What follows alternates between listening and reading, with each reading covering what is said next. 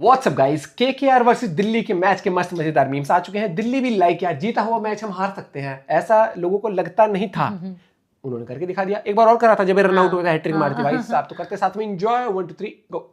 Batting का, bowling का, run out का, कैप्टेंसी का, सबका जिम्मेदारी लेगा रे तेरा सुनील नारायण। भाई मानना पड़ेगा, सुनील नारायण जैसा प्लेयर ना बना है ना बन सकता है। ये क्या आदमी है, मतलब इसके एक्शन से पहले तुम इसका डीएनए चेक कराओ। ये अब सिर्फ 3D प्लेयर नहीं रहा भाई, ये 4D 5D अलग लेवल पे जा चुका है। 7 बॉल भाई, सिर्फ 7 बॉल लगे सुनील नारायण को ये मैच पलटने के लिए। डीसी वर्सेस केकेआर, ये ऐसा मैच था जहां डीसी के पास पूरी कैपेबिलिटीज थी मैच जीतने के लिए, लेकिन सामने सुनील नारायण खड़ा हो गया आके। आप लोगों ने नोटिस किया होगा कि दिल्ली ने रोर मचाने की जगह शुरू कर दिया। भैया वैसे जो टीम्स आजकल अपनी खुद की इज्जत नहीं बचा सकती, वो दूसरों की जरूर लूट रही है। कल राजस्थान ने गुजरात टाइटंस को झटका दे दिया भाई, वो पॉइंट्स टेबल पे अच्छा कर रहे थे, उनको आके मैच हरा दिया एकदम आउट ऑफ नोवेयर। और अब केकेआर को देखा, आउट ऑफ नोवेयर आके डीसी के चांसेस मुश्किल कर दिए इन लोगों ने। ये दोनों लॉसेस से पॉइंट्स टेबल में उथल पुथल मच चुकी है। मतलब अभी आसान नहीं होने वाला है, आगे डिस्कस करते हैं पॉइंट्स टेबल के बारे में। बट पहले we have to talk about भाई the unimpressed goat Sunil Narayan. No unnecessary tantrums, loyal to one franchise since the start, happy to accept whatever money is given,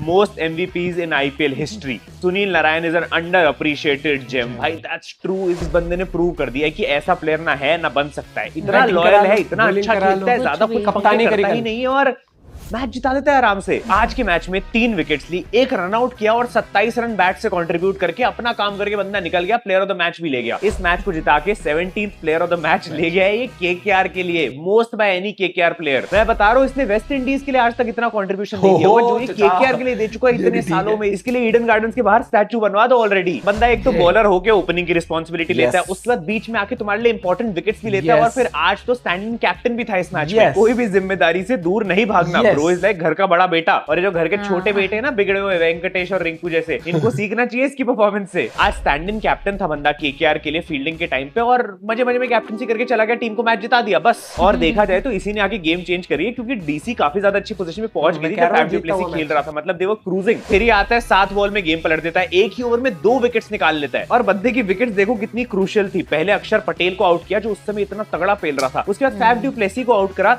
जो सेट बैट्समैन था, और उसके बाद स्टब्स को भी आउट कर दिया जो पेल सकता था। कभी कभी तो शक होता है कि एक बंदा अकेले नहीं कर सकता है। इतने जो लुक अलाइक स्पॉट होते हैं ना सुनील नारायण के, उनमें से कोई एक ही होगा भाई, क्योंकि बैटिंग के टाइम पे भी इतनी अच्छी बैटिंग कर देता है और बॉलिंग के टाइम पे भी इतनी तगड़ी बॉलिंग कर देता है। मतलब बंदे की कंसिस्टेंसी और एफर्ट्स ऐसे है टीम के लिए कि 12-13 करोड़ में ये वो काम कर दे रहा है जो कुछ लोग 20-30 करोड़ लेके नहीं कर पा रहे हैं। मतलब उनसे भी ज्यादा कर रहा है यार, ये 2-3 बंदों का काम एक साथ कर दे रहा है 12-13 करोड़ में, और कुछ लोगों से एक आधा काम नहीं हो रहा है 27 करोड़ में। तुम ये देखो कि इसके एफर्ट्स कितने मैटर करते हैं केकेआर के लिए। इस सीजन केकेआर 4 मैच जीती है, 4 में से 3 मैच ही खेला है, उसमें से 2 प्लेयर ऑफ द मैच है इसके पास। और ये कोई यंग नहीं है भाई, 36 साल का हो चुका है। इवन इस सीजन शुरू होने से पहले मुझे भी डाउट था कि क्या ये वो लेवल की परफॉर्मेंस लेके आ पाएगा जो हर साल लेके आता है। बट लास्ट ईयर भी एमवीपी था ये केकेआर के लिए जब वो सीजन जीते, एंड इस सीजन भी अगर केकेआर अच्छा कर पा रही है तो इसका कंट्रीब्यूशन है उसमें। Sunil Narayan from Meesho watching Sunil Narayan bat. मैं बता रहा हूँ यही है वो जो बॉलिंग के टाइम पे शायद यही आता है, क्योंकि बैटिंग के टाइम पे तो सुनील नारायण वहां पे है, बॉलिंग के टाइम पे ये वाला आ जाता है। क्या पता ये वाला असली वाला हो, बैटिंग के टाइम पे कोई और हो। एक बंदा इतना बढ़िया कैसे कर सकता है, वो भी इतनी कंसिस्टेंटली, नहीं समझ में आता मुझे। Change the match in their last over, that's true. Varun Chakravarthy ने भी अच्छी बॉलिंग करी लास्ट के ओवर्स में, क्योंकि आशुतोष शर्मा से मुझे तो बहुत उम्मीद थी भाई, और वही एक डेंजरस प्लेयर था, और वरुण चक्रवर्ती ने उसको कभी खेलने ही नहीं दिया। एंड इस मैच में आई थिंक सुनील नारायण के अलावा किसी की परफॉर्मेंस की बात करनी चाहिए तो दैट इज विप्रज निगम। ठीक है दिल्ली हार गई और ये मैच नहीं फिनिश कर पाया, but bro he is just 20 और वो कितना बढ़िया खेल के गया इस गेम में। कितनी गजब करता है बंदा, ऑलराउंडर की तरह इसने मारा है, किसी को उम्मीद नहीं थी भाई। मैं देख रहा था, मुझे लग रहा था ये तो कैसे ही कुछ बना पाएंगे, लेकिन वो क्लोज ले आया अपने एंड से। बॉलिंग में 2 for 41 के फिगर्स, और बैटिंग में 38 और 90। बड़ी गजब बैटिंग करने आता है तो लगता है भाई प्रॉपर बॉलर आ गया, और जब बैटिंग करने आता है तो भाई प्रॉपर बैटिंग करके फिनिशिंग भी दे रहा है। आई रिमेंबर दिल्ली की टीम में लास्ट ईयर तक ललित यादव होता था, जिसको उन्होंने इस रोल के लिए ही रखा हुआ था कि भाई वो भी आके बॉलिंग कर दे, बीच में 2-3 ओवर निकाल दे और मैच फिनिश कर दे, लेकिन वो बंदा कभी क्लोज भी नहीं आ पाया to the level of performance he is giving. ये लिटरली दिल्ली के लिए सीजन एक अपग्रेड है। मतलब अक्षर पटेल और ये एक ही टीम में होना, इट्स अ हैक। 50 लाख का खरीदा था दिल्ली ने ऑक्शन में, सिर्फ सीजन में ऑलरेडी 9 विकेट ले चुका है, और 200 के स्ट्राइक रेट से 6 या 7 नंबर पे फिनिशिंग करने आने के चक्कर में 100 रन पेल चुका है ऑलरेडी, जिसमें एक ये 38 ऑफ 19 वाली इनिंग्स थी केकेआर के अगेंस्ट, और एक एलएसजी के अगेंस्ट भी इसने 39 ऑफ 15 वाली इनिंग्स खेली थी। और ये जो 9 विकेट्स की मैं बात कर रहा हूं जो इस सीजन इसने ली है, नाम सुनो किस किस की विकेट्स ली है। एडन मार्करम है, डेवॉन कॉनवे है, शिवम दुबे है, विराट कोहली, कृणाल पांड्या, रोहित शर्मा, हार्दिक पांड्या, सुनील नारायण एंड सबको खा के बैठा है भाई। नॉर्मल विकेट्स नहीं है, एटलीस्ट फॉर अ 20-year-old भाई, ही इज टू गुड। और मुझे लगता है भाई ऐसे प्लेयर को ना फास्ट ट्रैक करना चाहिए इंडियन टीम के सेटअप में। इस सीजन नहीं मे बी, बट एक आध सीजन के बाद इसको डाल देना चाहिए, बिकॉज आई थिंक ये हमारे लिए बहुत बेनिफिशियल हो सकता है, स्पेशली बिकॉज अभी तक इंडियन टीम में जितने भी सारे ऑलराउंडर्स आते हैं वो सारे लेफ्ट आर्म ऑर्थोडॉक्स होते हैं, बट ये एक रिस्ट स्पिनिंग ऑलराउंडर आ जाएगा जो लेग स्पिन डाल रहा है और तुम्हें फिनिशिंग भी दे रहा है। हाँ, इसका मतलब ये है कि चहल भाई का पत्ता पूरी तरीके से कट हो जाएगा टीम से, लेकिन जब अच्छी बैटिंग बॉलिंग दे रहा है ये तो भाई लेके तो आना ही पड़ेगा। और वैसे भी आजकल चहल भाई तो बिजी हो ही गए, बट केकेआर को मान गए भाई। व्हाट अ मैजिकल टीम कि मेरे पनौती स्किल्स भी वर्क नहीं करे। कल मैंने कोशिश तो करी थी कुछ ट्राई करने की कि शायद केकेआर मतलब मेरी प्रेडिक्शन से कुछ ऐसे इधर उधर हो जाए, हार वार जाए, लेकिन भाई काला जादू को काट दिया। एंड ऑनेस्टली देखा जाए तो आज मुझे केकेआर की बैटिंग अप्रोच काफी ज्यादा सॉलिड लगी। मतलब टॉप 3 जो इनके बैटिंग करने आए भाई वो पेलने के लिए आए थे। सुनील नारायण, गुरबाज और अजिंक्य रहाणे तीनों ने आके भाई मतलब 170-180 के स्ट्राइक रेट से रन मारे हैं। पहले 6 ओवर में ही केकेआर 80 पे पहुंच गई थी। फुल इंटेंट वाली अप्रोच थी, फियरलेस क्रिकेट खेलने का इन लोगों ने ट्राई करा एंड आई थिंक उसी वजह से 200 पार भी पहुंच गए। बीच में अंकुश रघुवंशी का बहुत अच्छा कॉन्ट्रीब्यूशन था और आज फाइनली वर्जन करीब रिंकू सिंह भी देखने को मिल गया। कंफ्यूज हो गया जायसवाल और रिंकू सिंह में। वो छोड़ो, आज तो प्री आर्यन खान वाले रसल की भी झलक दिख गई थी। मतलब बेसिकली केकेआर की बैटिंग से सबने ऑलमोस्ट कंट्रीब्यूट करने की कोशिश करी, but I think got the impostor. 2 good matches and you all thought Venkatesh Iyer was worth 23 crore. फंस गए ना। देखो अभी तक मुझे लगता था कि फालतू पैसे उड़ाने में मेरा कोई मुकाबला नहीं है, लेकिन फिर मैंने केकेआर मैनेजमेंट को देखा यार। ऑनेस्टली बोलूंगा इस धोखे में मैंने भी बिलीव कर लिया था कि हो सकता है भाई वेंकटेश अय्यर भाई इस सीजन अच्छा कर दे, 23 करोड़ की वर्थ प्रूव कर दे, जब वो 2 अच्छे मैचेस गए थे। लेकिन आई वाज ऑलवेज राइट। ये तो मुझे दुनिया के सामने अच्छा बनने के लिए वेंकटेश अय्यर की तारीफ करनी पड़ी, लेकिन मुझे पता था कि भाई वो बंदा अच्छा प्लेयर है। इतना भी अच्छा मत बोलो, थोड़ा ज्यादा है यार, मतलब वैसे थोड़ा कम ऑन। तो अब मैं खुल के ट्रोलिंग कर सकता हूं और कोई क्वेश्चन नहीं करेगा। हक मिल चुका है। लड़कियां तो यूं ही बर्बाद है, लॉन्डो से ज्यादा खराब फाइनेंशियल डिसीजन कोई नहीं ले सकता है। संजीव गोयनका और शाहरुख खान से पूछ के देखो, what KKR could have got with 24 crore. KL Rahul plus Starc, Jos Buttler plus Rabada, Arshdeep Singh plus Priyansh Arya, Hazlewood plus Salt, what they got. अरे भाई शुरू हो गए meme. 3 crore Raghuvanshi is doing what 23 crore fraud blunder Venky Iyer should have done. भाई 24 करोड़ में तुम टीम में 2-3 मैच विनर ला सकते हो अच्छे से। अगर तुम मुंबई इंडियंस हो तो शायद तुम 5-6 पॉइंट ही ले आओ, लेकिन अगर तुम गलती से केकेआर मैनेजमेंट हो तो तुम भाई वेंकटेश अय्यर को लेके आओगे तो अंपायर दिखा दिया Mumbai Indians. RCB literally dodged the bullet here, क्योंकि second last bid Venkatesh Iyer के लिए उन्हीं की थी। इससे पता लगता है आरसीबी की जो ये अच्छी टीम बनी है ना इस साल, ये किस्मत से गलती से बन गई है। मतलब उनकी तो प्लानिंग अभी भी उतनी खराब थी। मैं कह रहा हूँ इससे अच्छा मनीष पांडे को क्यों नहीं खिला रहे यार, ये लोग सब कमबैक कर रहे थे, क्या पता वो भी अच्छा खेल जाए इस सीजन। आज से 3 साल पहले उन्होंने सेम गलती करी थी जब वेंकटेश अय्यर को इन्होंने रिटेन कर लिया था, लेकिन शुभमन गिल को जाने दिया था। Who could have been the future KKR captain. बंदे के इस सीजन 7 इनिंग्स में 4 सिंगल डिजिट स्कोर आ चुके हैं और सिर्फ एक 50 लगाई है। 6-3, 60, 45, 7, 14, 7 ऐसे नंबर्स ना ऑनेस्टली कोई यंगस्टर के लगते हैं जो उसका पहला सीजन चल रहा हो, एक आध 50 गलती से लग गई हो। आज तो लग रहा था KKR इसीलिए 200 क्रॉस कर गई भाई, क्योंकि वेंकटेश अय्यर जल्दी आउट हो गया। देखो मैं शाहरुख खान होता तो अब तक समझ जाता कि भाई बैटिंग नहीं हो रही, बॉलिंग करवाऊंगा इससे, मैं कुछ तो निकलवा लूं भाई 23 करोड़ में से। कोई हमको अस्पताल पहुंचा दो भैया, बहुत दर्द हो रहा है भैया। भाई आप तो लूट लगा दी मैंने वेंकटेश अय्यर के।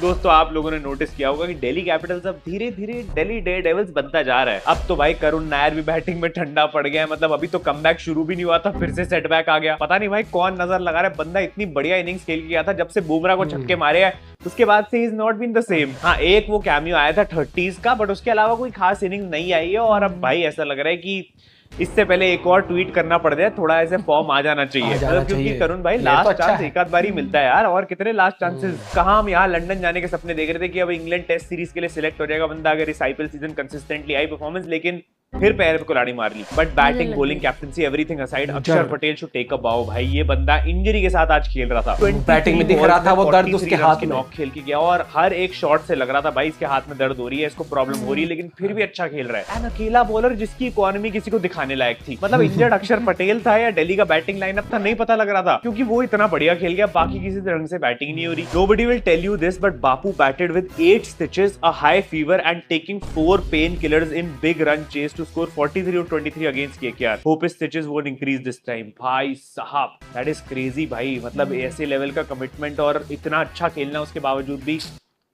रिस्पेक्ट। वैसे केएल राहुल की परफॉर्मेंस देख के थोड़े जोक्स तो आज आ रहे हैं, लेकिन कुछ बोलूंगा तो भाई हिपोक्रेट कहलाया जाऊंगा, इसलिए आज कभी कभार रेस्ट दे दिया। जब से राहुल भाई ने आरसीबी को उनके घर पे पेला, उसके बाद से वो परफॉर्मेंस निकल के नहीं आई है। और दिल्ली के एक्चुअल ग्राउंड पे जो होम ग्राउंड इस सीजन के लिए है भाई, उस पे तो बिल्कुल नहीं आ रही है केएल राहुल की परफॉर्मेंस। इवन तो आज थोड़ा अनलकी थे राहुल भाई, तो इंचेस वाला रन आउट हो गया एक। बट सीरियसली भाई दिल्ली के लिए भाग मिल्खा भाग रिपीट पे क्यों चल रही होती, क्योंकि ये टीम 8 रन आउट्स करवा चुकी है अभी तक इस सीजन में। एंड सेकंड नंबर पे गुजरात टाइटंस है जिनके 4 है, डजंट इवन कम क्लोज। इनका रनिंग कोच कौन है भाई, मुझे मिलना है उससे। सवाल तो वैसे मेरा फैफ भाई से है कि फैफ भाई पिछले मैच में तो मतलब बल्ला चल ही नहीं रहा था, आज तो 50-50 निकल गई। क्या सीन है, मतलब आरसीबी के अगेंस्ट रन नहीं मारने थे। एंड ये जो फैफ की इनिंग्स थी ना, इससे दिख रहा था कि भाई एंकरिंग करना भी टी20 में आसान नहीं है। आई मीन उसने 50 बना दी थी 31 बॉल्स में, उसके बाद बंदा अचानक से एकदम स्लो हो गया, जिससे प्रेशर खुद पे भी बढ़ा और अक्षर पटेल भी बढ़ा। अक्षर पटेल भी आउट हो गया and eventually Faf ended up with 62 और 45 विद 137 का स्ट्राइक रेट। अब अगर मैं इसको कोहली से कंपेयर कर दूंगा तो भाई आ जाएंगे कुछ फ्रेंचाइजीज के फैन मेरे पे गाली देने की भाई तू तो उसकी चाट रहा है और ये वो। बट मुझे तो जेन्युइनली लगता है भाई कि एंकरिंग करना इतना आसान नहीं होता जो विराट कोहली इतना आसानी से दिखा देता है, उसके बावजूद उसको हेट मिलता है। आई मीन मुझे इतना लगता है कि अगर विराट कोहली इस सिचुएशन में होता और अगर वो 62 रन मार के निकल रहा होता, इतनी देर तक खड़ा होता गेम में, तो शायद आरसीबी वहां से मैच जीत के ही जा रही होती। First Kamindu Mendis and now Chameera, what क्या कैच था दिखाया था एक्चुअली यार, एक नंबर। मुझे लग रहा है श्रीलंकन ने स्ट्रेटजी बदल दी है, बैटिंग बॉलिंग से उतना अच्छा कर नहीं पा रहे तो फील्डिंग में अच्छा करने लग गए कि भाई अगले सीजन ऑक्शन में तो आ जाएगा नाम। And by the way KKR जीत गई, मतलब one more day where RCB fans see their team on the top of the table. Delhi RCB में इस सीजन भाई कोई ज्यादा डिफरेंस रह नहीं गया है। आरसीबी भी घर पे एक ही मैच जीती है अभी तक और दिल्ली भी घर पे एक ही मैच जीती है। जैसे सीजन शुरू हुआ था दिल्ली कैपिटल्स का, इतना अनबिलीवेबल लग रहा था ये टीम कितना अच्छा खेल रही है, 4 मैचेस में से 4 जीत गए थे, लेकिन उसके बाद अगली 6 गेम में सिर्फ 2 नजर लगी, क्योंकि सब सोच रहे थे बापू इतनी तगड़ी कैप्टनसी कैसे कर रहा है। This IPL was all smooth until DC woke up the beast and then went back to sleep. That is true. That is the story of DC. Mumbai को जगा दिया इन्होंने, मुंबई आ गई सेकंड पोजीशन पे और खुद भाई स्लिप आउट करते जा रहे तब से। एंड इनकी प्रॉब्लम ये है कि भाई इनको अगले 4 में से 2 मैच जीतने हैं, लेकिन वो 4 मैच आसान नहीं है, क्योंकि हैदराबाद को फिर भी टैकल करने का सोच लोगे, लेकिन पंजाब, गुजरात और एमआई ये तीनों तो क्वालिफिकेशन रेस में, इनको कैसे हराओगे? और जब घर पे ही तुम्हारा 3rd कंसेक्यूटिव लॉस हो गया है तो भाई आगे तो खेलना और ही मुश्किल हो जाएगा। एंड मान के चलो कि आरसीबी और एमआई के लिए क्वालिफाई होना इस समय फिर भी आसान है, लेकिन गुजरात, पंजाब, दिल्ली और लखनऊ ये चारों अभी भी रेस में है फॉर 2 पोजीशंस। एंड केकेआर की इस विन के साथ वो भी अब रेस में आ चुके हैं। अगर वो अपने अगले सारे मैचेस जीत जाते हैं भाई वो आ जाएंगे 17 पॉइंट्स पे और उनके लिए क्वालिफाई आसान हो सकता है। प्लस केकेआर की फिक्सचर इतने आसान है, लिटरली राजस्थान, सीएसके, हैदराबाद और आरसीबी, इनमें से 3 मैच तो फ्री के 6 पॉइंट है भाई आरसीबी को मिला के। तो अभी लग रहा था ना जो पॉइंट्स टेबल आसान हो गई है, वो नहीं है भाई, अभी भी कॉम्प्लिकेट होने वाला है मामला। आईपीएल 2025 प्लेऑफ चांसेस देखो, आरसीबी 91%, गुजरात 80%, मुंबई 69%, पंजाब 63% और अब दिल्ली 61 पे आ गया है। एलएसजी 22 के साथ है, केकेआर भी आ रहा है धीरे धीरे 12% के साथ, हैदराबाद 2% पे और Rajasthan Royals 0.2 and Chennai super Kings 0.0। क्या इतना भी क्यों दे दिया? आगे यहाँ पे भी 0 लिखा हुआ है भाई, मतलब हर जगह डॉट बॉल और एक नहीं 2-2 0 है, मतलब यार किस्मत भी बेइज्जती कर रही है, अनरियल बेइज्जती भाई। बीसी तुम्हारे इस ऐड की वजह से ही मैं गुड्डे कर ही दूंगा यार, इतनी अनोइंग ऐड है। एक तो वो गाना जब बज जाता है, मैंने नहीं देखा। हाँ ये सुना है, क्यों? बचाओ। This picture will forever be iconic. भाई बेचारा गुरजनप्रीत सिंह यार, ब्रेविस को बुलाया गया कि गुरजनप्रीत इंजर्ड है, वो तो अभी भी बैठा है भाई सीएसके में। ट्रू रिप्रेजेंटेशन ऑफ हंसदे चेहरे, तो मतलब यही होता है तकलीफ। बाकी आज देश फिर से हरा भरा होने वाला है क्योंकि चेन्नई का मैच है पंजाब के साथ और ये मिले पंजाब को 2 फ्री पॉइंट्स। मैं फिर भी प्रेडिक्ट करूंगा कि सीएसके मैच जीत सकती है और मैं उन 2 लोगों को फैंटेसी में लेना चाहूंगा। छोड़ो मुझे आज का पता है, हमेशा मैं एक्साइटेड था सीएसके, अब सीएसके का मैच आता है उस दिन ऐसा लगता है सीएसके की बैटिंग आएगी तो उस टाइम पर कोई मैं वेब सीरीज देख लूंगा उस टाइम। मतलब कि एक्साइटमेंट छोड़ो, उस टीम में वो ही नहीं दिख रहा।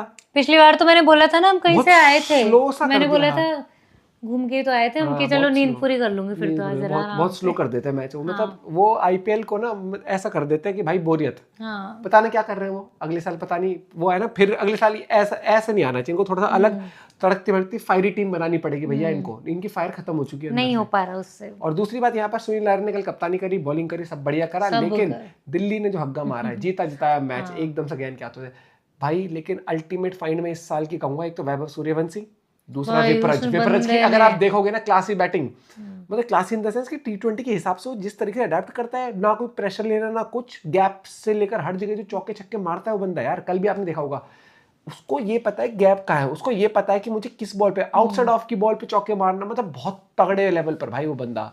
एक बार को तो उसने उम्मीद जगा भी दी थी एक बार को तो।